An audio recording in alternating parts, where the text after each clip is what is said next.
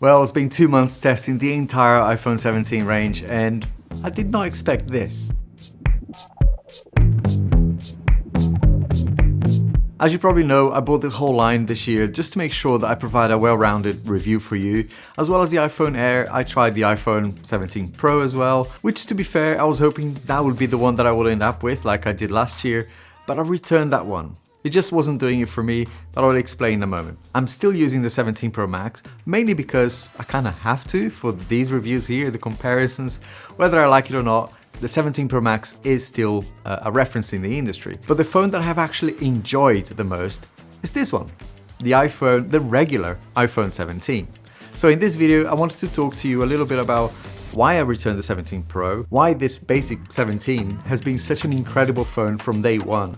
And if you are still set on getting an iPhone before the end of the year and you are settled on Apple, I think this is the model that most people should be looking at, not the Pros. Quick bit of context, and I'll keep this simple. No unboxing, no spec dump. You've seen all of those things. Kind of respecting your time here. I've been using the 17 and the 17 Pro Max side by side for about 2 months now. Of course, I'm testing Android phones all over the place right now as well, but in my experience, iOS 26.1 has finally sorted some of the weird flickering that I was seeing on the camera on the Pro Max. So that phone has gone from, what was looking like a disastrous camera, because that telephoto lens was the main reason to get that phone, to now being an okay, usable again, not perfect, but the regular 17 has been sweet, almost boring, but in the best possible way. No drama, no random bugs, no overheating, decent battery as well. Just a really nice, slightly smaller iPhone that gets out of the way, gives you the Apple ecosystem experience without making you feel like you overspent it. Okay, right, you get the bright orange iPhone that tells the whole world that you've got the latest one and the greatest one. But I don't know, it feels like overpriced for me. Talking of which, why did I return the smaller 17 Pro? Yes, that one went back to Apple because honestly, yes, you get the Pro camera system, the fancy chip, the vapor chamber, the longer zoom, faster USB speeds, and so on. But day to day, replying to messages, filming quick clips for socials, using maps in the car, taking pictures of family stuff, I wasn't seeing big enough of a jump over the regular 17 to justify that extra money, especially considering the early issues I was having with the telephoto lens. And to go even further on that, once my comparisons are done, using the 17 Pro Max, I'm 99% sure that I will do exactly what I did earlier this year and give my iPhone 17 Pro Max away.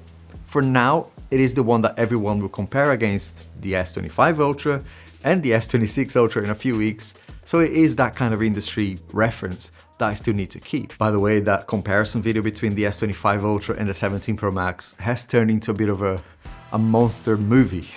I've been editing this for like 3 weeks already, but I want to make sure it's, accurate and balanced for you as well. Ultimately though, going back to this, if I didn't do this job here, and I was just buying one iPhone for with my own money, which I did, but if I was not doing these reviews, I would not be buying the Pro this year. It's a guaranteed fact.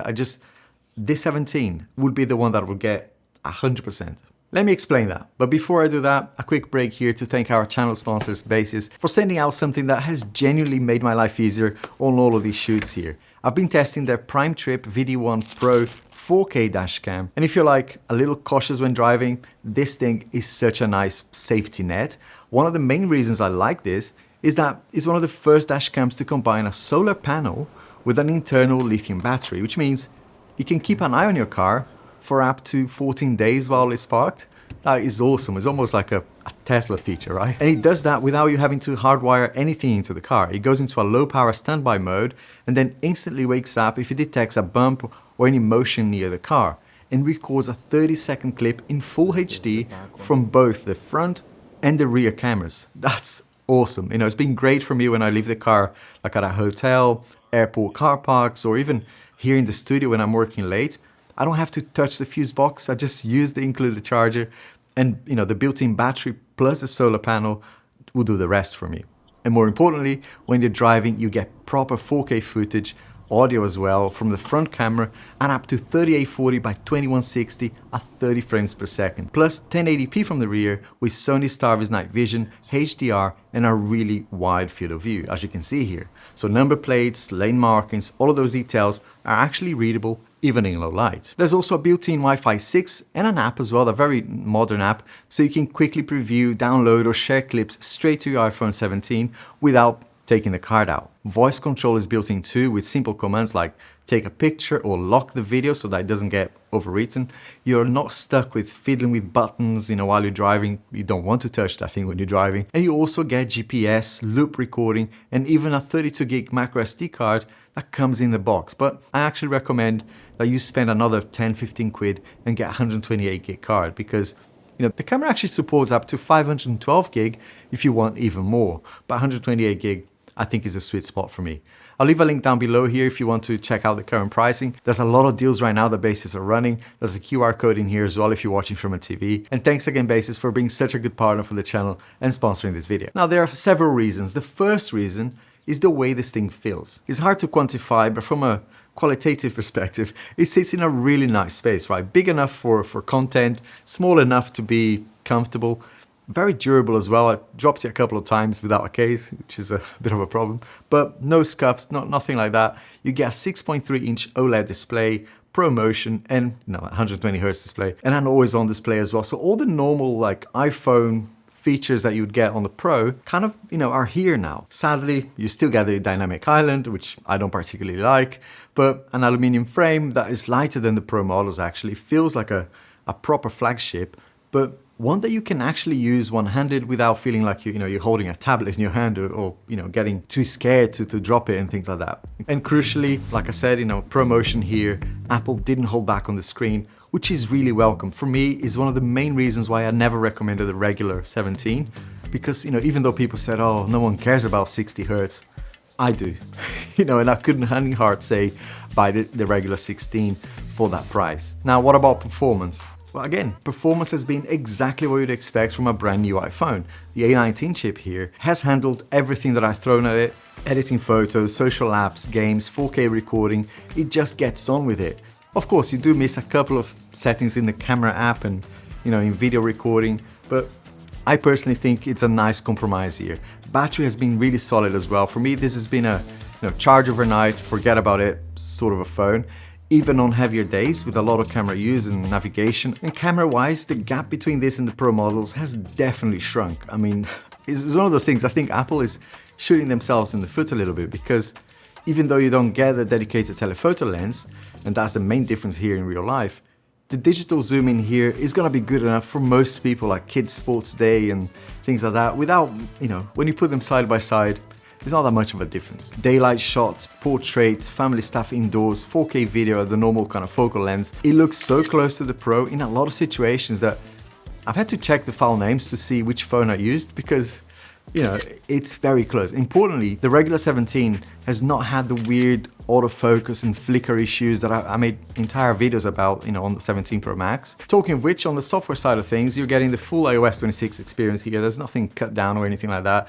Let's not talk about Apple Intelligence because, again, talked enough about it, but all the new visual changes are here and they are welcome. It is a nice experience. It's been a journey to get to this realization, but the main thing about this phone is value for money. Let's talk about this, because this is where I think the regular 17 makes a lot of sense. The 17 still starting at the same launch price as last year in most regions anyway, but now with 256 gigabytes of storage coming as standard. I know it doesn't sound like a lot, but this to me is a huge deal. Meanwhile, when you think about the 17 Pro and Pro Max and the little tricks that Apple does to get you to get more storage and more whatever, this doesn't do that. Of course, if you're looking for those extra things like more storage locally, more a telephoto camera, if you are a filmmaker, a photographer, you do use things like ProRes files every day. Of course, you already know that you want the Pro and you actually need the Pro. And frankly, like I say every time, if you are making money with the tools, right, why not? You don't need to cut corners here. Get the Pro, be happy, you know, there's no regrets because you're probably gonna make the money back in your business. But if you just want a really good iPhone that will last with a fantastic screen, great cameras, Apple Intelligence whenever that comes, satellite safety features and enough storage as well that you don't have to panic about for photos every few months, the 17 hits a really nice sweet spot this year. Now there's an important point that I always mention in here and I'd like you to consider as well, which is about the status of having the greatest iPhone. And I think that's kind of the key message for this video. If you strip away the status side of owning a Pro Max, you know, the big camera bump, the massive screen, the new color, even the idea that that is a proper flagship, and you actually look at, you know, what you do on your phone every single day, strip all of that away, the iPhone 17 is gonna be enough. For a lot of people, it's not just enough, it's actually the better choice. You know, it's lighter, smaller, cheaper, feels premium, and the compromises you're making compared to the Pro this year are quite specific and the gap is not that big anymore. So if you have been sat there thinking, I gotta get the Pro because it's the top one and my friends are gonna think I'm chipping out by getting the 17, maybe this year is the year to ignore them, you know, and just buy the iPhone that makes more sense for your life and your wallet. And that's my job here, right? To kind of recommend stuff that I feel is the right thing to do. But if you're still tempted by the Pros, but you're not sure whether to get the iPhone or something else, hold on, because if you can, because that huge S25 Ultra versus 17 Pro Max video that I mentioned is coming very soon. I even hired a shooter to go to London with me for an entire day. I filmed a ridiculous amount of samples basically in several countries, like I said, and that will be a proper deep dive that I hope you enjoy. In the meantime, two things. One, is that time of the year where, you know, I've got a ton of gadgets to donate to you, my viewers. So make sure you follow me on Insta because that's where I'll share more details of, it'll probably be like a live stream where I'll do some donations. And two, let me know in the comments if you are upgrading this year, of course, which one you're actually going for, the 17, the Air maybe, or one of the Pros. Let me know and why as well. I'd love to learn from that. And yeah, I hope to see you soon. Cheers. I'm introducing a new thing.